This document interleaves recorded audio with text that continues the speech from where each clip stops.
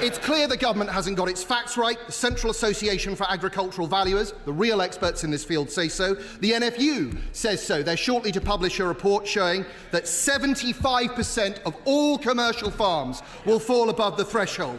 If the government isn't going to reverse this terrible policy, will the Right Honourable Lady at least commit that there will be no further increases to inheritance tax and no further reductions to agricultural property relief or business property relief in this Parliament? Well, Mr Speaker, he talks about the facts, and I absolutely stand by the figures the government has set out. And the vast majority of estate owners will be totally unaffected. He wants to talk about the figures, Mr Speaker. I will be crystal clear. The vast majority of estate owners will see no change and pay no tax on land passed on valued at £1 million. Couples can pass on £3 million, Mr Speaker, tax-free, and those above the thresholds will pay only half the normal rate and can pay over 10 years interest-free.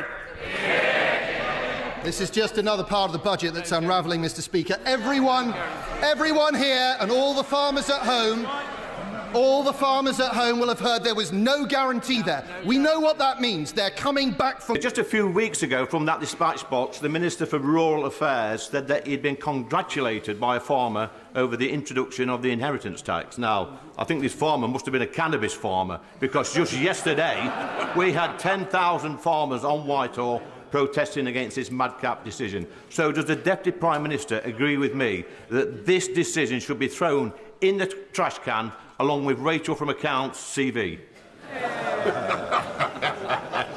Well, Mr Speaker, he talks about CVs. It's good to see the honourable member doing well on his bench, once a Labour councillor, then a Tory MP, and now a Reform Chief Whip.